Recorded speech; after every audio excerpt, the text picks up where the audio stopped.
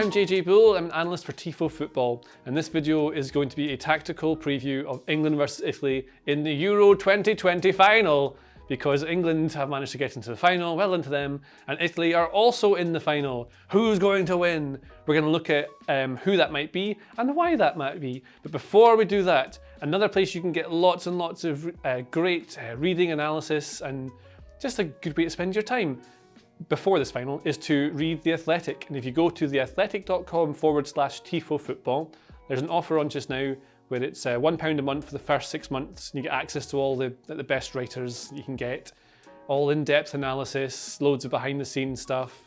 It's great. I like it a lot. Maybe you will too. Give that a go. And then you can like this video and do all the stuff that, you subscribe, all that as well. But yes, that's all the stuff out the way. This is how we're going to talk about England versus Italy in the Euro 2020 final. First thing we need to look at, assuming we are doing this from Gareth Southgate's point of view, is opposition analysis. What are Italy's strengths and weaknesses? What do they look like? How do they play? We knew this was how they play from the start of the tournament, so they are always a 4-3-3. This is exactly how they line up, and this is exactly how I think they'll line up in the final. The strengths. Donnarumma, for me, has been probably the best goalkeeper in the tournament. Bonucci and Chiellini, other than Stones and Maguire, the best centre-back partnership as well. And you saw Chiellini's gamesmanship in the penalty shootout with Spain, where he's hugging Jordi Alba and things like that. He's a wild man. I like him a lot. Great defender, described by one commentator as being the grandfather of defending. He's 36, so yes. Bonucci, very, call him cultured, great progression with the ball. He's got one of the top stats, we'll say, for long passes or over 30 yards. His distribution is really important, and that is relevant because everything flows through Jorginho. So he is the kind of tempo setter, everything, he links defence with midfield. He does exactly the same for Italy that he has done for Napoli in the past and what he does for Chelsea now. He's been one of the standouts of the tournament. I think he's quite underrated in this tournament, actually. Barella is going to make these kind of box-to-box runs that get into when they get into the final third, because what Italy tend to do, we'll move them up the pitch, when they build, it tends to be that Chiesa and Insigne will start wide. Now, Chiesa started the last game, the semi-final against Spain, having done very well in the game before that when he came on as a sub, but I wonder whether they might have Berardi in because he's slightly less prone to maybe trying things that give the ball away. He's a bit more protective of the ball, but actually, let's start with Chiesa here. Very direct player, makes things happen, dangerous to worry about. Insigne starts off wide left when they build play. And yeah, we've seen one of the goals he scores, we'll talk about that in a minute, against Belgium, where he comes onto his right foot and shoots into the top corner from 20 yards. He's the wide left forward. He's a great player, very tricky, kind of like a number 10, but he plays wide. Inside forward, he's basically a dribbly boy, that's what he is. Bonucci and Chiellini will push right up, but what they do is they play like this 3. So Di Lorenzo, Bonucci and Chiellini will do this, and Chiellini will come right across to the left to support Emerson. Now what Emerson's meant to do, and this was Spinazzola, so you'll have seen Spinazzola play, one of the standout players in the tournament. He's a right-footed left back, he's got an amazing amount of stamina and energy, and he reads the game superbly, especially in this Italy team. This is Roberto Mancini's system, so they always kind of attack with a front 5, even though it's a 4-3-3. And what I mean by that is that this 3 is what you see here. Di Lorenzo, Bonucci, Chiellini is the 3. And Emerson, what he'll do is overlap to give you a 5. Insigne will come into this half space here. Immobile is the striker. Then Chiesa or Barella will hold the wide right to keep your width. So you've always got this width on either touchline. And the width is important because it drags out opposition defenders. So if you're in a flat back 4 like this, the wider your team, in theory, the wider the spacing of the defenders. And the wider the spacing of the defenders, the easier it is for, where's my football? There it is. The easier it is for a player like Barella to fire a ball through the lines for someone to get into. And that's why you want that width. I'll get rid of these lines now. By the way, if you can hear a slight rumble in the background, it's because we're next to a building site. It's a great thing to have in a recording studio. Now, that's sort of what they do with this front 5. And then what you have with Verratti is very important, is a lot of pressing, a lot of aggressive pressing, pushes up to join in with the press. Barella might sit a bit deeper and Verratti might wander over here to help with that. Maybe Immobile's over here and Verratti's in here. So they'll often sort of defend with what looks like a front 4. the pressing. This is what the high press might look like, is that these guys, not exactly in a line, there's a bit of depth, there's more depth like this. Verratti's a bit deeper. But this is something they have done quite a lot. Move Barella over here for now. And yeah, in fact, what we should look at is how they score their goals, because this is relevant to how they press. One of the goals he scored, so Belgium and Spain are the two most difficult opponents that Italy have played against. Spain were a very different kind of opposition to Belgium. But what Belgium did, and what got them in trouble, was they tried to play out from the back. So Italy, basically the 4-3-3, they're very attacking. You think of Italy as being a very defensive team, they aren't. That's old Italy. This is more like lots of things borrowed from the Spanish team that you'll see win the World Cup in 2010.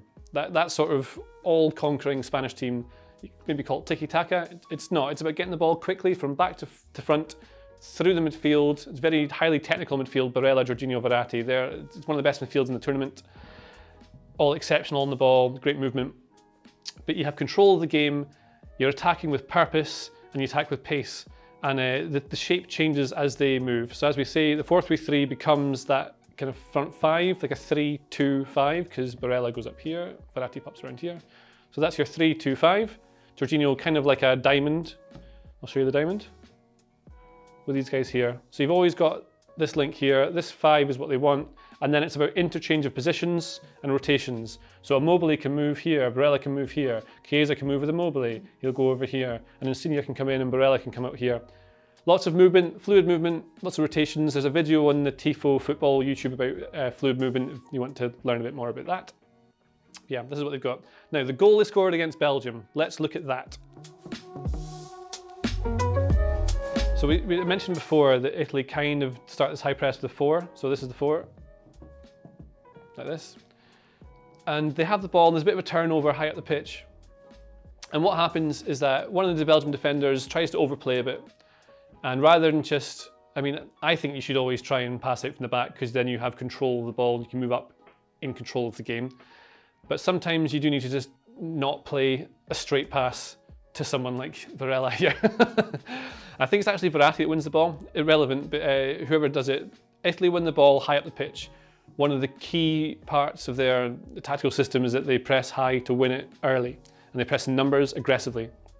Now the ball or possession is turned over. And what Barella does is surrounded by players in amongst this sort of section here. He manages to wriggle his way through. Well, that's Maguire, not him. Barella wiggles through the Belgian defence and he fires this brilliant shot past the goalkeeper here. Now, the thing to learn from that for England is when and how to play out from the back. They should not ever be trying to make short passes within the width, I would say, of their 6-yard box certainly, probably the width of the 18. If England are in this situation here, I think you'll find them clearing the ball early, and that is probably the best thing they can possibly do. Even though when you clear the ball, like the further away you clear it, the quicker it's going to come back to you, because as soon as you clear it, you can't win the ball, and then they can move up the pitch and squeeze you even more. But there's going to be times where England need to make sure they do not play out from the back if they're not confident that they'll be able to do it. That's one thing. If they can do it, they definitely should, but it's difficult, and England are not Spain. That's one thing to consider. So that's one of the goals they scored. The other goal they scored against Belgium, I think, is relevant to other things we're talking about. The loss of Spinazzola to injury, done his Achilles, has changed a few things for Italy. So what they tended to do against Spain was Insigne was a bit narrower. So they played with this sort of pentagon of power. You'll see a lot of teams do this sort of shape. This is how when the teams are trying to get through them, they'll often isolate one guy in the middle here, and then you've got to try and play around this. And all they've got to do is shift over a little bit, and they can block these passes in from Rice into here. And then if they come back over this way with the ball, Rice to Phillips, they just shift over a little bit, and then they block the pass into here. And that forces the ball maybe wide to this guy here, then the left back pushes up and gets on him. But what they did against Belgium, because they had Spinazzola, and this is one of the things that I think gives England a bit more of an advantage in this game. Let's move them up a bit here. So again, England in this example are Belgium, if that makes sense to anyone at all. Now, what Italy did earlier in the tournament and in pre-tournament, what am I saying, is Insigne starts wide left from build-up, or Chiesa or Berardi starts wide right from build-up. But because Spinazzola, not Emerson, reads the play so well, when they're building here, I think it's Jorginho has the ball, Insigne moves inside naturally to this half space. When I'm saying half space, what I mean is this bit of the pitch. That's the half space, that's the wing space, this is the centre space. That's what I'm talking about when I say half spaces. So Insigne moves from this space to here, and he can only do that because Spinazzola, or Emerson in this example, has already moved up ahead of the game. So he's anticipated that Italy are in control, he knows he can move up to give them this width on the left. Moves up here, that's the game stretched, Insigne can move into this position here. Now Belgium play in a back three. And this is one of the reasons, we'll talk about this in a bit, about why England won't play back three against Italy, why I think they won't anyway.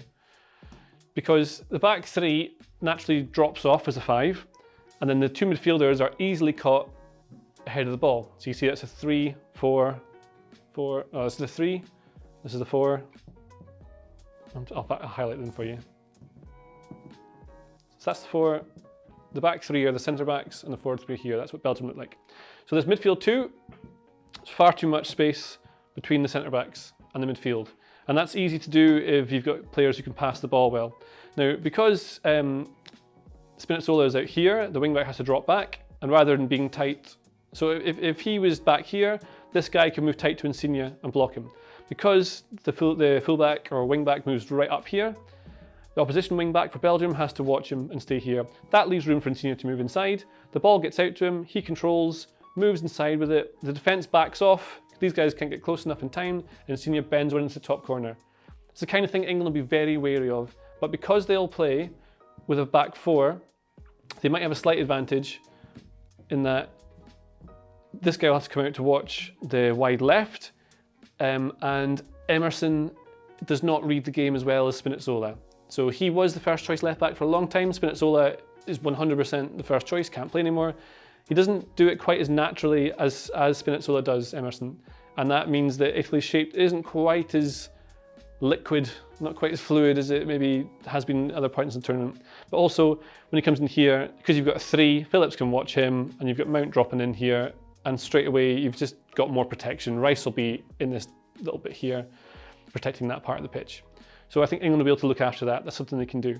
Now, that is Italy's strengths. Their weaknesses, there's not many. Emerson versus Spinazzola is one. I think a big thing that I can't really show you on a tactics board is that Spain game is one of the hardest games Leonardo Bonucci said he's ever played. And he's played a lot of football because he's a bit older. And I think, just putting into context, the amount of running this team does anyway under Mancini, the whole thing is based on quick transitions, moving up the pitch, pressing hard, running at speed to get at teams, and you defend by attacking. The amount of energy they expended in that Spain game, they've got an extra day on England to rest, but the amount of energy they expended means they might not be able to run quite as hard as they want to, and that could be something that plays into the game. Verratti's is back from injury too, and you see that a lot of substitutes have been made early for Italy. Immobile comes off quite a lot to be replaced by Belotti early on in the game. Pessina came on the other day. Locatelli comes on quite early for Verratti and Barella. So Italy might only get a good 60 minutes tops of maximum Barella, maximum Verratti. Chiesa Berardi's an easy switch, but Insigne, he's played a lot of football. He might have to come off at some point. Chiellini and Bonucci are going to be absolutely fine. Di Lorenzo's fine. Jorginho's played almost every minute. And if someone from the England team does stay tight to Jorginho, that's going to block off the link from defence to midfield, which might affect how Italy play. Another weakness, possibly, is that because Italy push up so high, there is a chance that the ball can be played over the top of them to get in behind Chiellini and Bonucci. I would caveat that by saying these two boys are so smart that what they do the minute, even ahead of the minute they realise that that's a likely outcome of the opposition possession, they drop off a couple of yards. So they're already ahead of the game anyway. They play the game in their heads, not with their feet. So that's Italy. That's how they play. That's their strengths and their weaknesses. And now we're going to look at England and how maybe they can beat them. Can England win Euro 2020? Maybe. They've got a really good team. They've done very well. They're in the final, so yes, I mean, obviously they can win it. We'll do the same thing with England we did with Italy, actually. Like, what's their strengths? I would say the way they approach games. Gareth Southgate's approach has been to play a 4-2-3-1 or 4-3-3, and it changes because Rice will come in here and Phillips will go their side with Mount. Phillips can move up the pitch like this, Mount moves up the pitch like that. So that's how they play. They're very conservative. This back four, you don't usually, against Ukraine and other bad teams, you'll get Shaw overlapping, but Walker never does it. Walker always stays back here with this four, and you'll often see, even when England push up the pitch, take them up now, that this back four largely stays in place. Not as high as you might think they do. This is their position here when they're up the pitch. And they do that because it is protecting the rest of the team. So what Southgate's done with this team is he's worked out that the way to win a tournament is to not concede goals. England stayed kind of passive. In fact, their numbers for defensive actions and pressures, things like that, are very similar to Italy, but it shows that they press hard for the first kind of 10 minutes of games, 10, 15 minutes. You'll see this in the Italy game in the final. And if you watch the England games back, England go really hard at their opponents for about 10, 15 minutes, then they stop and they slow it right down and try and control the game. The idea is to eliminate any randomness, any chaos, so that the opposition can't score. It's easier to score against a team if they're disorganised. If you are in your defensive shape and you're organised, like there's 2 and a 3, and you've got guys blocking all the space and they know exactly where to be, you're a lot safer. It's very hard to score against an organised team. It's why, like, Shrewsbury, for a random example, can beat Man City now and again in the FA Cup. If you're organised, you eliminate space, a bad team can be a good one. England are a good team, and they're playing to their strengths by being very hard to break down, not allowing any chaos or randomness. And chaos and randomness are the kind of thing that Italy's 4-3-3 aggressive attacking game is meant to create. That's what they want to do. So the strengths are in how they approach the game. I would say Harry Kane hasn't been at his best, but he's doing a lot of kind of Lionel Messi things where he drops back into midfield, and that allows players like Saka and Sterling to get in, and I think it will be Saka. Foden was excellent when he came on in the semi-final, but I think Saka offers a little bit more out of possession. So he's played at wing back and left back even for Arsenal. He has not more of a defensive mindset, but he just is a little bit more, I think, maybe more protective with the ball. You could argue, I think Foden's better with the ball, but Saka's going to give you a bit more defensively, and that's what Southgate is all about. So they're going to line up with this 3. Saka's going to be wide right. Sterling, one of the players of the tournament, is going to be wide left. There's a chance later in the game they rotate, they swap the positions. Phillips is going to move into these sorts of half spaces here that we were talking about earlier. Mount's going to do the same thing on the left here. I don't think Shaw will regularly move up. He might, and if he does do that, this is something we saw against, who they just beat in the semi-final? Denmark. Is you'll see this. Declan Rice moves in to form the 4, because Walker just doesn't get up. Sometimes what they do is Maguire, Stones and Rice can move like this, and Walker can move up. And then you've got Phillips will be the playmaker. But more likely is that Rice fills in here and Phillips drops into this playmaker role in this 4. Now, something else you could argue that they can do, because some people think that England will play a 3-4-3 because that's something they can do, and Italy are a good team, so maybe you give yourself some sort of advantage. If they do that, this is what it'd look like. And they can change during a game. So Shaw's here, this is the 4-3-3, you see the 4, this is the 3, and then what will happen, and we saw this, like I said, in the semi-final, Shaw can move up as a wing back, Rice drops into the 3, and then that's you with a back 3. So England can sort of play both, because Mount drops into the midfield. There's your 4-3-3, that's your 4, that's your 3, 3-4-3. So England can do both by playing this 4-3-3 system. They can change in-game, but it's going to be situation dependent. So when they want to have a bit more defensive stability, and also doing this, playing Rice in this little hole here, means that Phillips can be the playmaker from deep, and he's very good at that. He does that for Leeds a lot behind. So Leeds play like a 4-1-4-1, and Phillips sits as the 1. So he knows what to do. Then you get Mount buzzing about here, and you kind of eliminate the midfield. Italy's midfield is better, and that's something to consider. You just basically want to bypass them and get around it. Now, let's put them back in the 2. Other strengths, Shaw's one of the players of the tournament for me as well. It creates a huge amount of chances. His set piece delivery is excellent. His open play chance creation is very high too. Kane's one of the best strikers in the world. Mount's good. They've got lots of Yeah, they're really decent. And then what we could do actually is look at a couple of things they can play as. They're going to be very conservative. They're going to go hard from the start of the game, slow it down, pick up towards the end of the half, do the same in the second half as well. They've been quite conservative throughout the tournament. So they're going to be maybe like slightly more energetic because they've got a bit more stamina left in the tank. Also the home crowd, we can't measure this on our tactics board again, but they're going to make a difference. They are. Right. Now we can look at how Italy concede goals and how England can score. And this is something that might be relevant. So Italy have conceded a goal against Austria, and it was this really, really clever, very well taken corner at the near post. There's another video on this channel about corners, and that goal's talked about in that. So they shouldn't really have conceded. It's kind of accidental. Jorginho was at the near post, it goes under him. That's one of the goals they conceded. Another goal they conceded was against Belgium. It was a penalty. So that's one of the only other goals they conceded. And the other goal they conceded was against Spain. And this is something that I think England will look at. So later on in the game, once Italy had made changes, what they were doing was kind of defending a little bit like this. So it's like a front three. Different players were on. I think Pessina was on, Locatelli was on. We'll go with that for now. And so you see it's a kind of a lopsided 3 and a 3. And Spain played a 4-3-3 as well. Yeah, so this is how they sort of build up. Put them up here like this. 1-2-3, 1-2-3, and then the back 4. So what happened for this goal that Spain conceded against Spain was, as Harry Kane does, Morata drops into midfield, right here. And what they're doing is they're trying to play out from the back.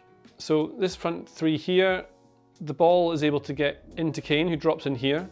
No, that's not the player. Let's say that better so it makes more sense. Kane is the striker. As Morata does, Kane drops out like a false 9 into this sort of position here. Now you notice that there's a 3 in the midfield and a 3 up front. The ball is able to get into Kane through this gap between Jorginho and I think it's might be Locatelli at the time. Doesn't really matter. But there's 2 players here and the ball gets through them to there. Now Morata turns and starts running at the defence. And then I think it's Dani Olmo manages to get up here. Now because these guys have left the space open, they have to retreat and they rush to try and get back, but they can't. Because if they'd had been in the 3 shape like this, that ball is cut out. But because they're just in a little bit of a transitive state, they've left that ball open. He runs towards goal. Chiellini senses the danger, steps out, but that's his error. The ball comes in here. He runs around. Chiellini cannot shift his weight quickly enough, cannot get the balance right, and so Morata goes past him. Then the 1-2 ball comes past, and they finish really well in the bottom corner. That's how Italy concede. It is one player being slightly out of position. You can say it's Jorginho. I don't think it is. I think it's this forward here who, I think it was Pessina, was pushed right up as from midfield and had left him just slightly out of shape. So it might have been that Verratti was over here, and Pessina was up here, and so Insigne had to drop into this left side. So it's just not the way it should have looked. So there are going to be occasional moments when Italy do make slight errors, and that's what England want to try and exploit. Other than that, set pieces, Italy are very good at defending from them. They've also scored a free kick against, I think it was Wales. They nip it round the near post and tap it in from a distance. England must not play out from the back.